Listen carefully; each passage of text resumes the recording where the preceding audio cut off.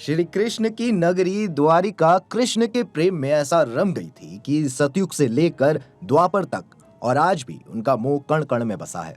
तो आप सोच सकते हैं कि क्या हुआ होगा जब विष्णु रूप धरी श्री कृष्ण वापस वैकुंठ धाम लौट गए। क्या हुआ होगा द्वारिका की महिलाओं का? क्या वे खुद अपने आप को समाप्त करना चाहती थी? अर्जुन ने श्री कृष्ण की द्वारिका की महिलाओं और धन का क्या किया?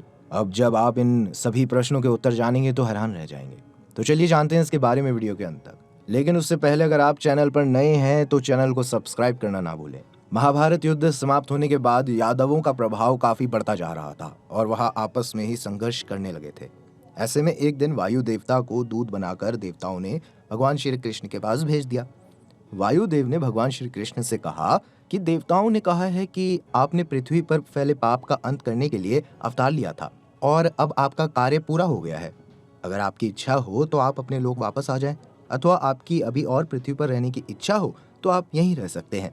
भगवान श्री कृष्ण कहते हैं कि जब तक युद्धवंशियों का अंत नहीं हो जाता तब तक पृथ्वी का भार कम नहीं होगा, इसलिए अब मैंने इनके अंत की व्यवस्था कर दी है और अब केवल 7 दिनों के अंदर में पृथ्वी का त्याग कर दूंगा। भगवान श्री कृष्ण के ऐसा कहने के बाद वायुदेव वापस चले गए, लेकिन द्वारिका में अपशगुन के बादल मंडराने लगे।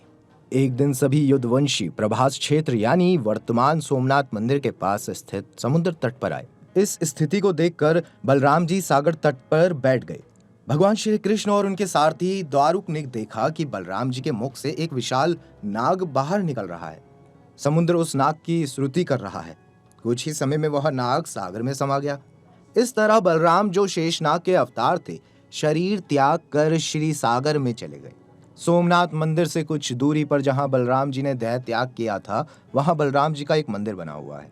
बलराम जी की देह त्याग के बाद भगवान श्री कृष्ण ने अपने सारथी से कहा कि अब मेरे भी जाने का समय हो गया है, इसीलिए मैं योग में लीन होने जा रहा हूँ। द्वारिका में जो लोग बच गए हैं उन सभी को कह दो कि अर्जुन के आने के बाद वह द्वारिका को छोड़कर उनके साथ चले जाएं, क्योंकि अर्जुन के द्वारिका से जाने के बाद मैंने समुद्र से जो भूमि द्वारिका नगरी बसाने के लिए ली थी, समुद्र उसे डुबा देगा। उस समय केवल मेरा भवन ही शेष रह जाएगा। श्री कृष्ण योग में लीन हो गए और जरा नामक शिकारी ने भगवान श्री कृष्ण के पैर को मृग की आंख समझकर दूर से बाण चला दिया। इस बाण के लगते ही भगवान मूर्छित हो गए। जरा ने जब श्री कृष्ण को देखा तो काफी घबरा गया और अपराध बोध से दुखी हो गया। भगवान श्री कृष्ण ने तब जरा को समझाया कि यह तो मेरे विधान से ही रचा हुआ था। मैंने स्वयं ही अपने देह त्याग के लिए इस विधि को चुना था, क्योंकि तुम्हारे पूर्व जन्म का शरण था मुझ पर। जरा पूर्व जन्म में बाली था, जिसका वध भगवान राम ने किया था। जब अर्जुन द्वारिका पधारे और सब हाल जाना तो युद्धवंशियों के शव पहचान कर उनका अंतिम संस्कार किया। श्री कृष्ण के जाने के बाद रुक्मणी और जामवंती ने भी देह त्याग दिया। बलराम जी की पत्नी रेवती ने भी देह त्याग कर दिया। इसके बाद दुखी मन से अर्जुन द्वारिका में सभी बचे हुए लोगों को अपने साथ लेकर लौट पड़े और अर्जुन के द्वारिका से जाते हुए समुद्र ने द्वारिका नगरी को डुबो दिया। इसके साथ ही कलयुग भी धरती पर आ पहुंचा। मार्ग में अकेले अर्जुन के साथ द्वारिका की कन्याएं और वहां की अपार संपदा के आगमन की सूचना मार्ग में रहने वाले लुटेरों और ग्रामीणों तक पहुंचने लगी।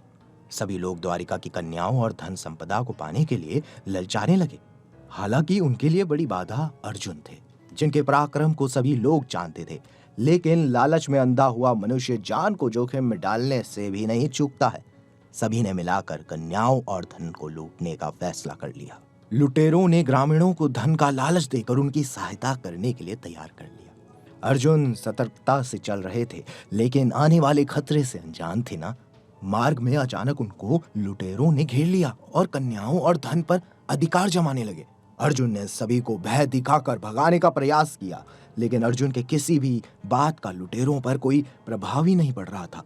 तब अर्जुन ने अपना गांडीव उठा लिया और लुटेरों पर दिव्य बाणों का प्रयोग करना चाहा, लेकिन अर्जुन हैरान रह गए।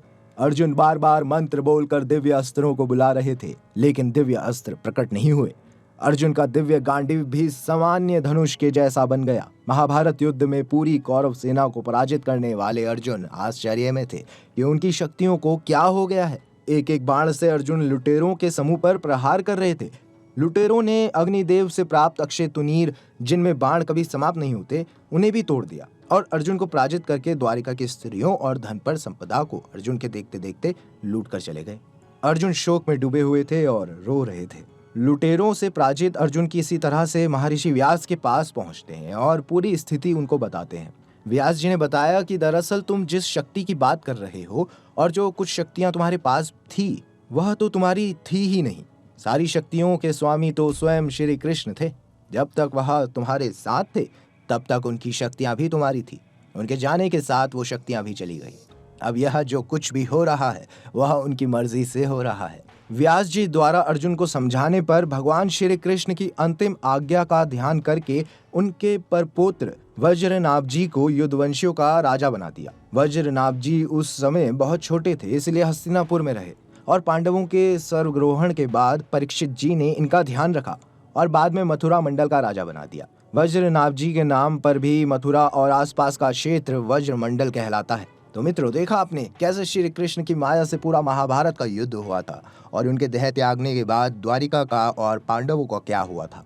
अगर आपको हमारी ये वीडियो अच्छी लगी हो तो वीडियो को लाइक करें, शेयर करें और कमेंट बॉक्स में जय श्री कृष्ण जरूर लिखें।